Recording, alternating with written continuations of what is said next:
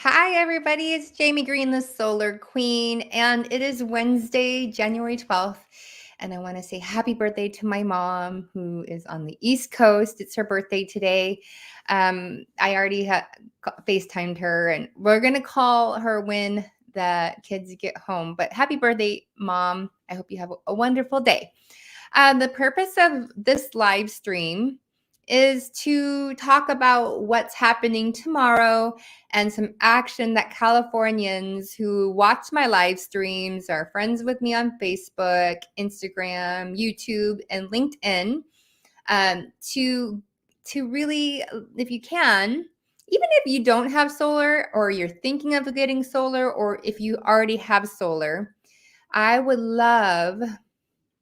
Happy Wednesday, Corey. I hope you are doing great in Colorado. Is it sunny there today?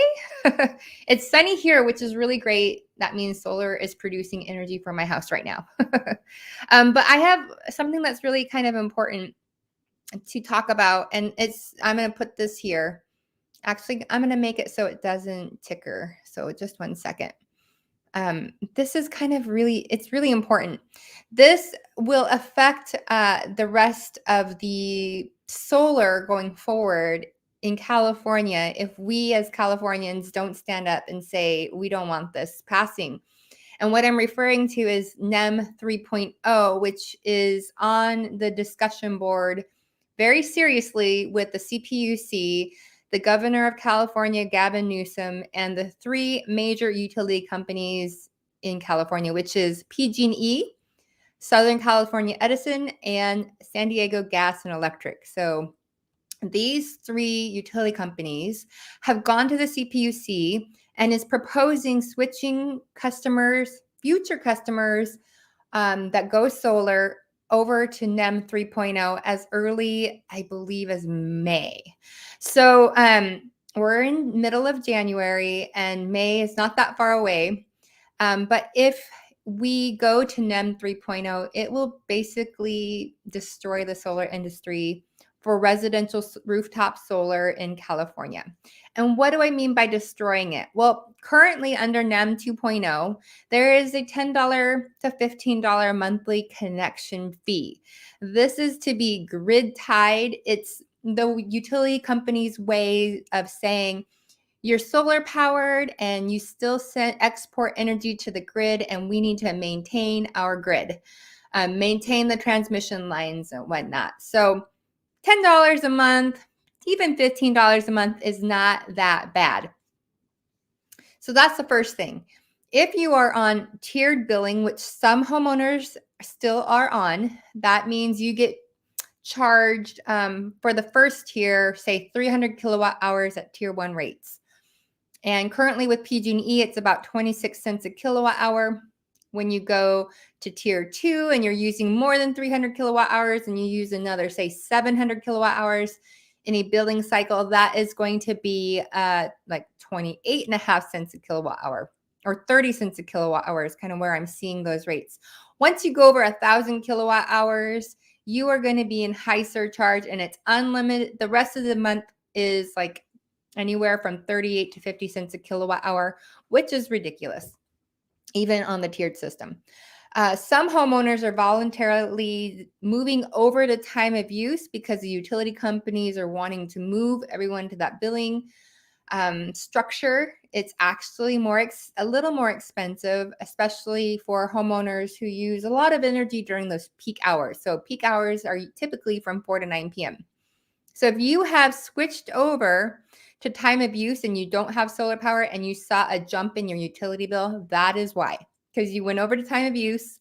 You didn't know that you needed to start shifting your loads and what you use over to non-peak hours, which are 9 p.m. to 4 p.m. the next day. You want to still do all those heavy duty loads like your washing and drying and dishwasher, even running your air conditioning, anything that's using a lot of energy. You want to avoid as much as you can. I know it's impossible, like you can't not do things from 4 to 9 p.m., but whatever you can, switch it over to 4 to 9 p.m. until 4 p.m. the next day. For instance, we run our dishwasher if I hit the start button, it usually is after 9 p.m. But I still have to train my husband to to do that. Don't hit the dishwasher button until after 9 p.m. to start. So that's what I mean by load shifting. So NEM 2.0 is a $10 to $15 monthly connection fee. It is moving everyone over to time of use billing, and it's also net energy metering agreement for 20 years. And that's a wonderful thing. So net energy metering is throughout the year, you're going to generate excess energy in the summertime. You're going to bank it and store it and use it for rainy days and wintertime. So that's net. And then every year, you're going to settle up with the utility company, which is called a true up. And I've done lots of live streams and videos on that. So you can always go and check them out. And if you guys don't know, I have a YouTube channel where I'm starting to post really, really concentrated videos on certain things and topics that you can go and watch there. You can subscribe to it. I'm going to be posting up a video series called What to Expect When Going Solar, which is really awesome. You can go and check them out there. Or you can even go to whattoexpectwhengoingsolar.com and watch the video series there if you're interested. So, but the point of this video is the importance of conserving NEM 2.0. And sadly, I think that we are going to see NEM 2.0 sail off into the sunset for even homeowners that go solar in second quarter, third quarter and beyond, because I don't, and maybe later than that, because I have a feeling even if NEM 3.0 doesn't get passed as it's currently proposed, there is going to be a change regardless.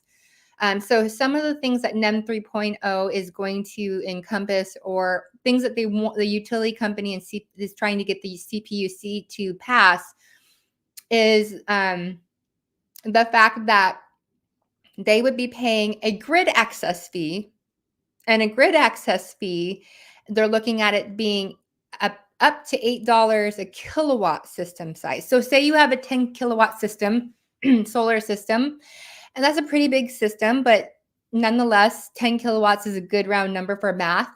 But say it's an $8 grid access fee for a 10 kilowatt system, that is $80 a month that a homeowner would have to pay to be solar, like, to have solar. So you pay an $80 monthly grid access fee. That is, I'm not smart enough to do math this morning. 80 times 12, $960 just to be solar powered. Doesn't make sense at that point in time, because you still would be responsible for making either the solar payments for your solar system, or if you paid cash, you still are going to have to pay this $960 grid access fee. The other thing they're wanting to do away with is net energy metering as it is now. So they want to move over to net billing. Net billing is where you true up every single month. So most of us in the summertime use more energy than we do in the wintertime. So the only way to really offset the summertime months is either with a backup battery or with sizing your system big enough to cover the summertime. But then you're going to have all this excess credits or excess energy that's generated in the winter times, and the credits that the utility companies would pay you for that extra energy is like 2 to 4 cents a kilowatt hour. So it's and that is to wipe out your utility bill, what you would owe to the utility company that your solar system doesn't generate for you on a monthly basis. So in the summertime, if you get solar just to cover the wintertime months and a little bit of in between in the summer and fall, you would be still left with a utility bill to pay for energy that you pull from the grid that your solar doesn't generate during the summertime. I hope that makes sense. It's better to see it on a graph, and I just don't have a graph right now. But anyway, so those are some of the things that they're wanting to impose and change and the new net billing agreement, all of that stuff would be like I think it's for 10 years that they're wanting it to be, and then they would revisit it again in 10 years. Right now, as it is with NEM 2.0, it's a 20-year agreement, and even NEM 3.0 is proposing that the existing NEM 2.0 if they've recently gone solar, that they're no longer grandfathered in for 20 years of that net energy metering 2.0, but that they would go and it would only last for 15 years. So it's really, really detrimental. So tomorrow, there are people, there are going to be hundreds, thousands of people. I don't want to say hundreds of thousands of people, but thousands of people are going to be rallying and meeting up in 2 locations. One's in San Francisco, down at the Civic Center area, and they're going to rally and march around in front of City Hall and then around the CPUC building there in San Francisco. I will be there because I think that this is very important. If the CPUC passes this, it is going to kill so many jobs here in California. It'll make it nearly impossible for homeowners who want to save on their energy costs go solar, because the utility companies are going to make it so painful for them to go solar that it doesn't make sense. And then you're at the mercy of the utility company they continue to raise their rates. So this is why I'm going there tomorrow. And another group is going to be rallying down in LA. But if you can't make those rallies, what you can do is you can go to www.savecaliforniasolar.org, and you can go and you can sign the petition and it'll send an email to Governor Gavin Newsom's desk to say that you are against these changes. And I really would encourage you to do this, because it will help not only Californians, but we set the precedence for the rest of the country on solar adoption. Tom says it's time to leave California. If the CPUC pushes this through, I may have to consider it. But for right now, we're kind of stuck here.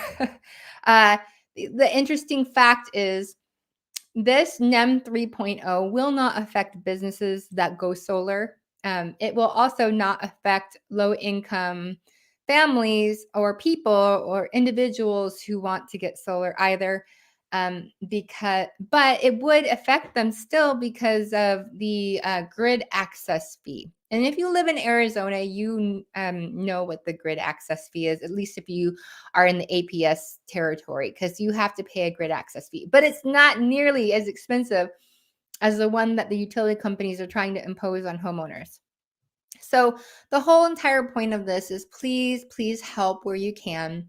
Go and sign this petition. It would mean the world to me for you guys to do that, and share this out with your neighbors and friends who are even thinking about going solar. And we're into the second week of the year, and I've already had so many conversations with homeowners about solar for their homes, as well as businesses who are thinking about solar for their businesses. So if this is one of you, if you're watching and you're watching the replay, let me know that you're watching the replay, and let me know if you're interested in solar. And it is really important that if you do it now, because if they pass it, they're going to start. My understanding is that they would implement it as early as May this year. So it's important to get it done. And the other thing is that the federal tax credit is 26% until the end of the year. So even if you're thinking of it, all the more reason to make a decision sooner than later. So that is that.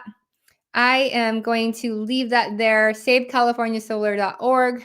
Please go sign that. Thank you for watching. And I will be making a video of tomorrow's rally. I don't know if I'll go live. Maybe I will for a little bit. Let me know if you want me to, but it's at the same time. So that's it. Have a great Wednesday, and I'll see you guys later. Bye.